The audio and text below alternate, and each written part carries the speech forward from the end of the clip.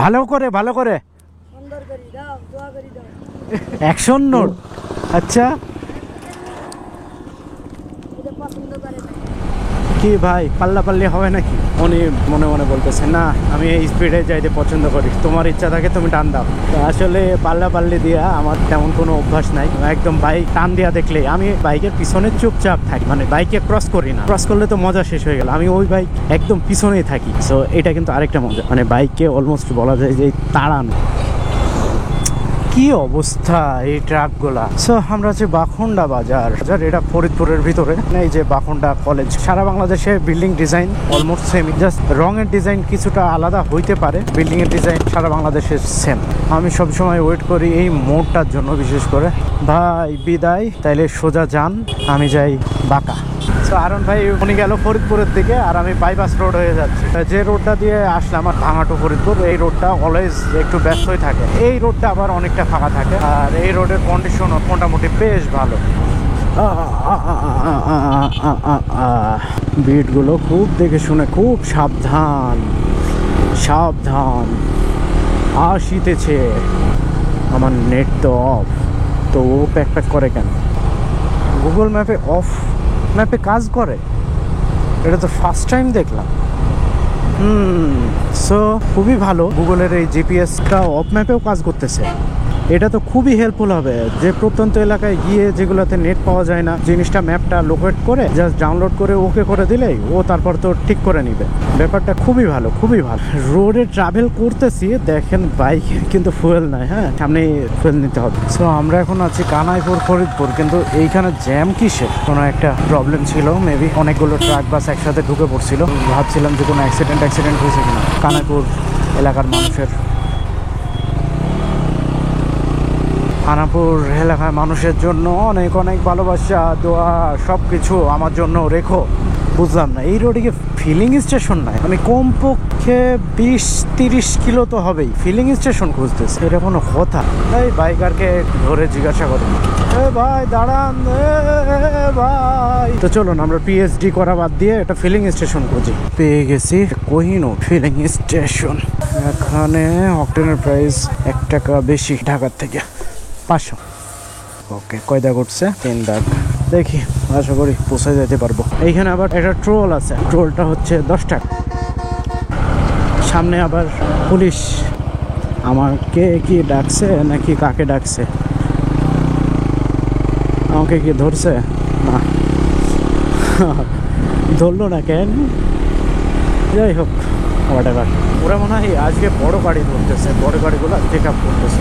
So আমরা দেখতে দেখতে একদম মাগুরার ভিতরে চলে আসলাম। মাগুরা এটা শহর শুরু এখান থেকে, তো মূল টাউনে আর কি ঢুকতেছে। সবসময় তো বলি এই মাগুরা শহরের এই স্ট্রিট লাইটগুলো আমার অনেক ফেভারিট। স্ট্রিট লাইটগুলো রাতেও যখন জ্বলে না, তখন অনেক ভালো লাগে দেখতে। সামনে বাইক ধরতেছে, বুঝি না আমাকে কেন ধরে না।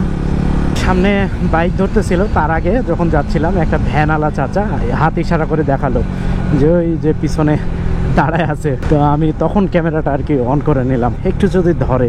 এই রোডটা বেশ সুন্দর একটা রোড, রোডের অবস্থা ভালো তা বলবো না, বিশেষ করে রোডের দুই পাশে গাছগুলোর বয়স অনেক। ঝিনাইদহ রোডে এসে খালি একটু গোলায় ফেল এমন অবস্থা।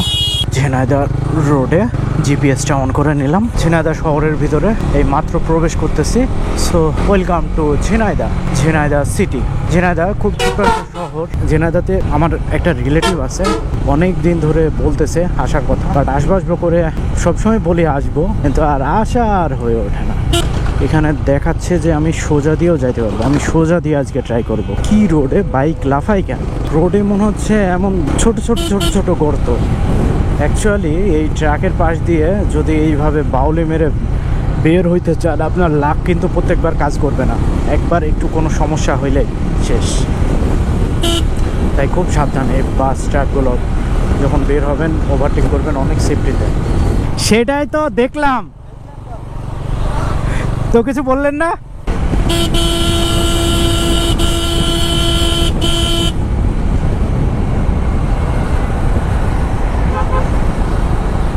ওনার পাশে গেলাম, পাশে গিয়ে জিনিসটা একটু অনুভব করলাম। উনি আসলে এখন ভাবতেছে যে আসলে কে এইভাবে দেখলো কেন? বাংলা লিঙ্কে চলছে, মানে জিনিসটা যেটা মনে রাখবে, বাংলা লিঙ্কে চলছে।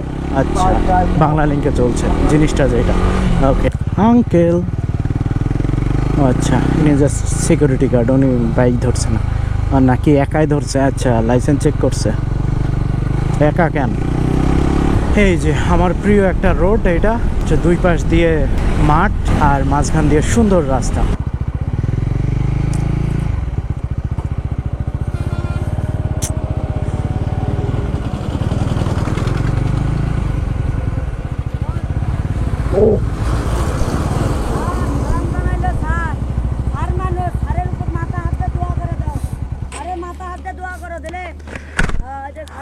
ভালো করে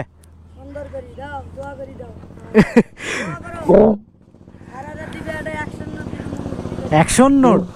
আচ্ছা হাতিতে ওটা কত? তাই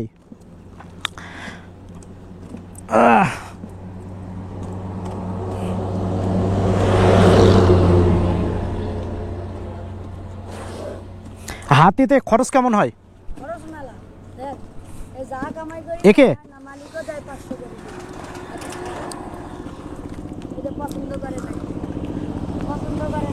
আরেকটা কই?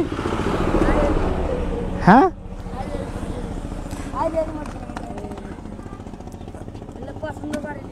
দিয়ে দাও তো,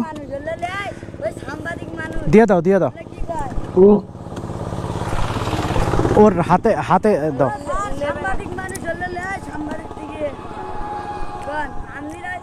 সাংবাদিক আমি স্টুডেন্ট, ছাত্র, আমরা ছাত্র।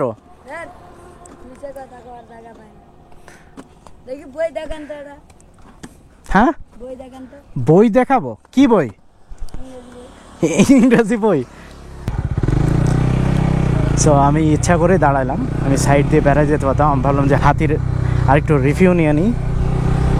সো রিভিউ নিতে গিয়ে হাতির সাথে মোলাকাত হয়ে গেল। যে পশু পাখি বনে থাকা পছন্দ করে তাদের বনেই রাখা উচিত। তো বনের প্রাণীকে ধরে এনে এইভাবে, যেমন আমরা অনেকে পাখি পালি, পাখি বিভিন্ন যে নর্মাল টিয়া বা ঘুঘু এইগুলো হচ্ছে পালি।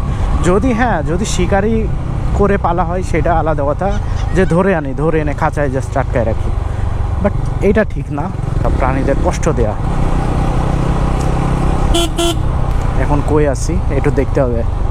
এটা চুয়াডাঙ্গার ভিতরে কি কেদারগঞ্জ নাকি কি বদরগঞ্জ। আচ্ছা চুয়াডাঙ্গার মূল সিটি। এই সামনে একটা চত্বর থেকে আমরা ব্রিজটা ক্রস করে, এই ব্রিজটা কিছুদিন আগে হয়েছে, তো চলে যাব মেহেরপুরের রোডে।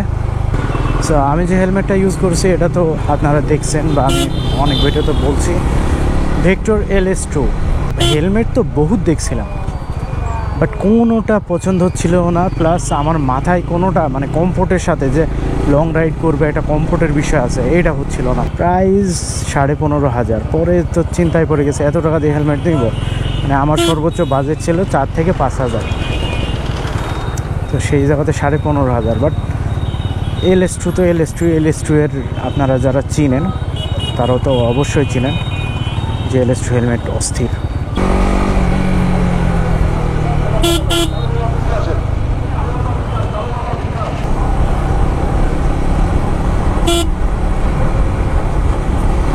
ওয়াশ হ্যাঁ দেরি হবে, ওয়েট কি করা যায়? আসলে বাইক ওয়াশের বিষয়ে এত খোঁজাখুঁজি করতেছি কেন, তার অবশ্য কারণ আছে। যে মেহেরপুরে মানে অনেকে ওয়াশ করে কিন্তু জানেই না যে পানিটা কিভাবে মারতে হবে, যে গ্লসি কালারগুলোয় কিভাবে পানি মারতে হবে, এইটার একটা তো নিয়ম আছে। হুদাই দেখা যাচ্ছে যে ওয়াশ করলেই তো হইল না। আর এখন আপাতত আমি ডিসিশন নিচ্ছি যে বাসায় যেয়ে ওয়াশ করি গিয়ে আমি নিজেই। So see you in next. Tata, আল্লাহ হাফেজ, stay on brothers on the town.